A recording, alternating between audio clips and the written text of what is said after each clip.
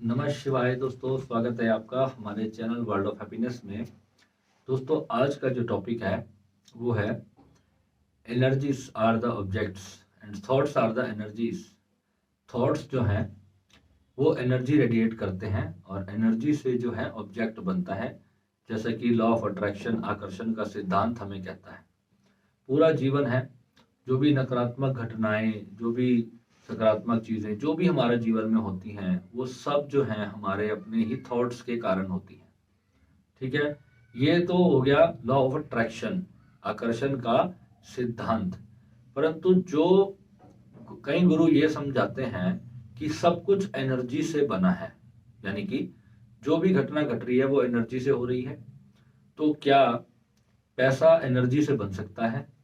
कि जो लोग जो हैं लॉ ऑफ अट्रैक्शन के जरिए साधना करते रहते हैं कई कई घंटे, और वो पैसा मनी क्रिएट करते हैं कि अपनी लाइफ में कि मनी आ जाए, पॉजिटिव अफर्मेशन सुनते हैं बगैर साधना किए, कोई भी ऐसी शक्ति की आराधना किए बिना, वो ये सोचते हैं कि मैं ऐसे थॉट्स करूंगा, पॉजिटिव अफर्मेशन सुनूंगा और उससे जो है मेरे पास पैसा आ जाएगा।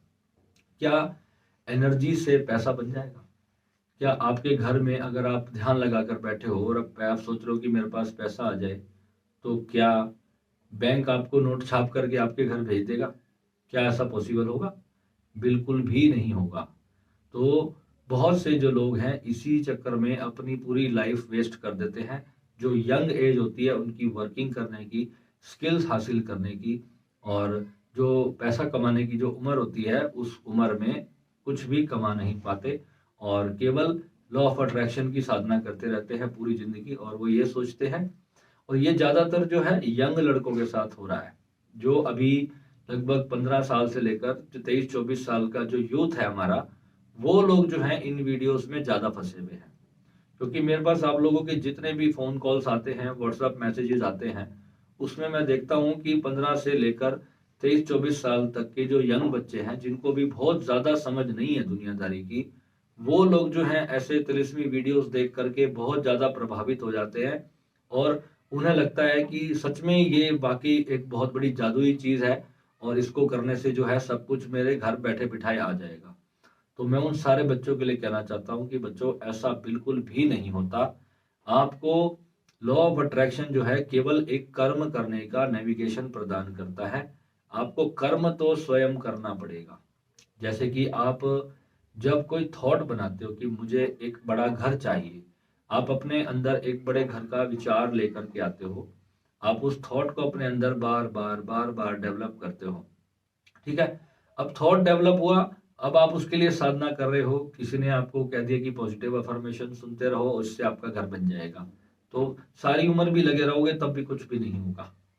क्योंकि ये सारी चीजें जो है, पहली सबसे बड़ी बात तो आपकी जो पूर्व जन्मों के हिसाब से आपके ग्रह स्थिति क्या है, आपके जीवन में कितना सुख है कितना दुख है, वो सारी चीजें उस पर डिपेंड करती है। सेकंड जो इसमें आता है कि आपकी जो मेहनत है वो कितना आप करते हो, किस फील्ड में करते हो, और कितनी सही डायरेक्शन में आप करते हो। ठीक है, अब जो है आपने कोई थॉट किया कि मुझे एक घर चाहिए। अब मार्केट में घर लेने जाओगे तो 2 करोड़ का आएगा, और आपको पता चला आपकी तो सैलरी 10,000 है, 20,000 है, तो 2 करोड़ का घर आप कैसे सोच सकते हो? ठीक है, तो पहले तो आपको उसके लिए कुछ ऐसा सोचना पड़ेगा जिससे कि इतनी बड़ी इनकम आप कितने कम टाइम में कर सको। तो उसके लिए, वो सारी इनकम करने के लिए फिर आपको उसके लिए एक रास्ता बनाना पड़ेगा, एक नेविगेशन तैयार करना पड़ेगा। नेविगेशन तैयार करने के बाद फिर उसके ऊपर आपको इन्वेस्टमेंट चाहिए। इन्वेस्टमेंट के लिए आपको सारा कुछ अरेंजमेंट करना पड़ेगा। उसके लिए जो भी पॉसिबल अवेलेबल सोर्सेज आपके पास हैं, उन सारे सोर्सेज को एक बार एक जगह पे इकट्ठा करना पड़ेगा। तो ये सारा कर्म करना पड़ेगा या नहीं करना पड़ेगा? और केवल जो है बच्चे सोचते रहते हैं। कल एक बच्चे ने मुझे प्रश्न किया कि भैया शंग्रीला घाटी के बारे में बता दो। शंग्रीला घाटी जो है वो क्या चीज है? हिमालय के अंदर एक ऐसी जो एक जगह है, जो एक बहुत सिद्ध गुरुओं की जगह है, और वो एक फोर्थ डायमेंशन जिसको कहते हैं।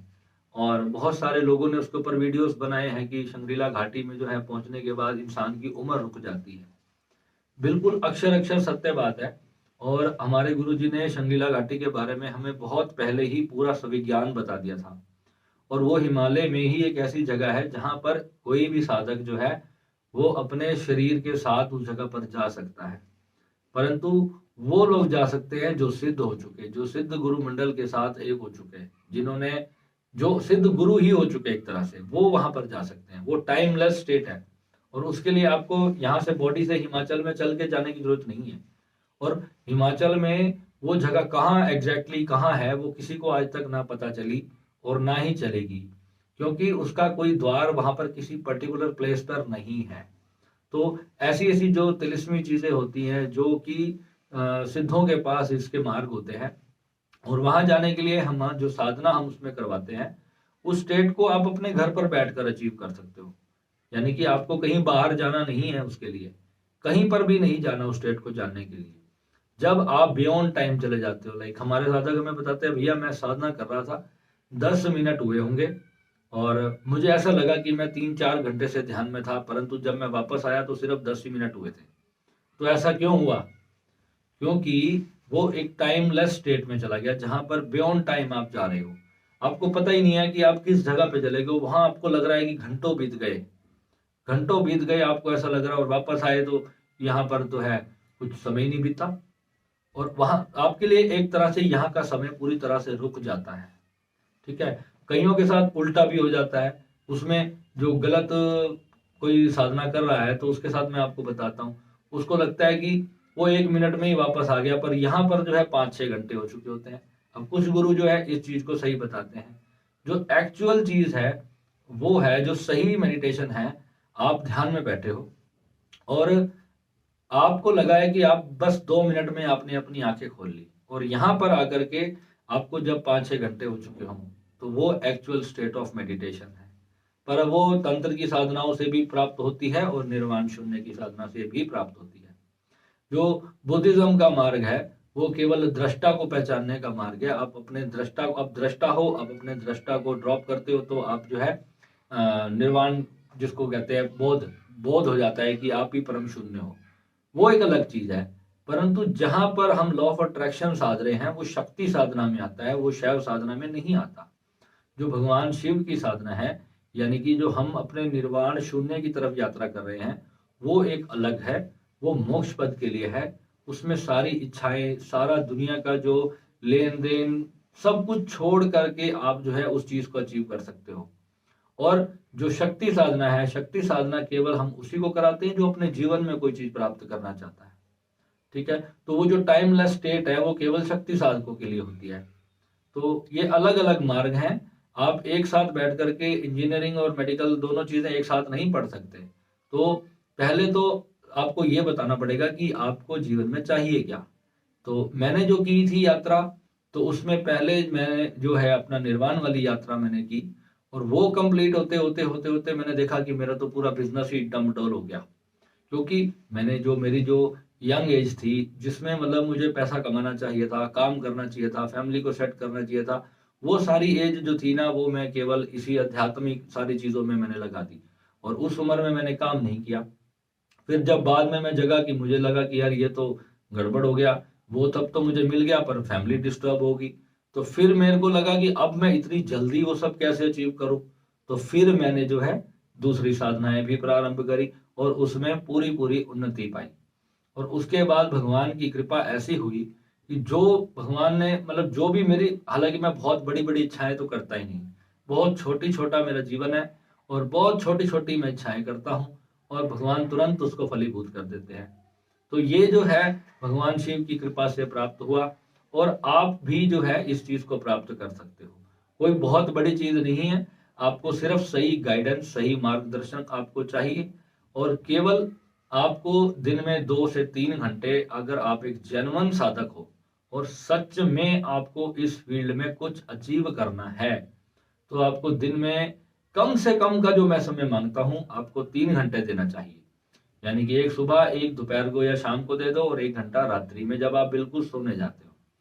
और अगर आप 3 नहीं दे सकते तो फिर कम से कम 2 घंटे, यानी कि एक सुबह और एक रात्रि में। और जिनका बहुत ज्यादा बिजी शेड्यूल है, जो 2 घंटे भी नहीं दे सकते, तो उनसे मैं केवल सप्ताह में 7 दिन 7 घंटे मांगता हूँ। 1 घंटा सुबह और 1 घंटा शाम को। 3 दिन आप सुबह दे दो और 3 दिन रात्रि में दे दो। इस तरीके से भी जो है आप सारी साधना अपनी कंप्लीट कर सकोगे।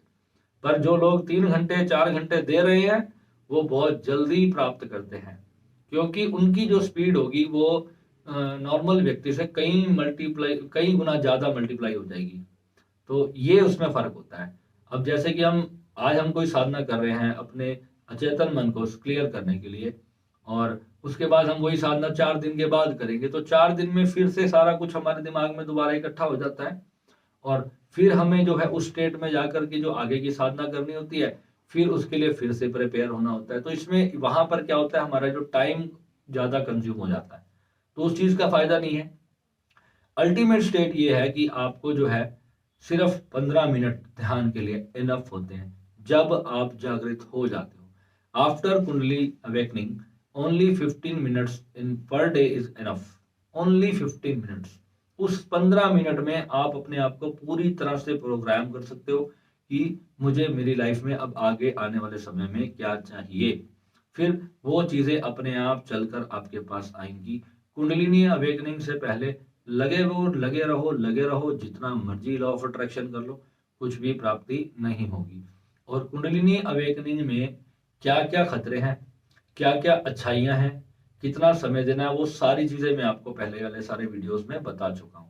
तो इसलिए मैं आपको कहता हूं दोस्तों, ये एनर्जी का विज्ञान है, ये बहुत गूढ़ रहस्य है। और ये नहीं कि आपने कोई हनुमान चालीसा पढ़ लिया और आपको सब कुछ मिल जाएगा, ऐसा कुछ भी नहीं है।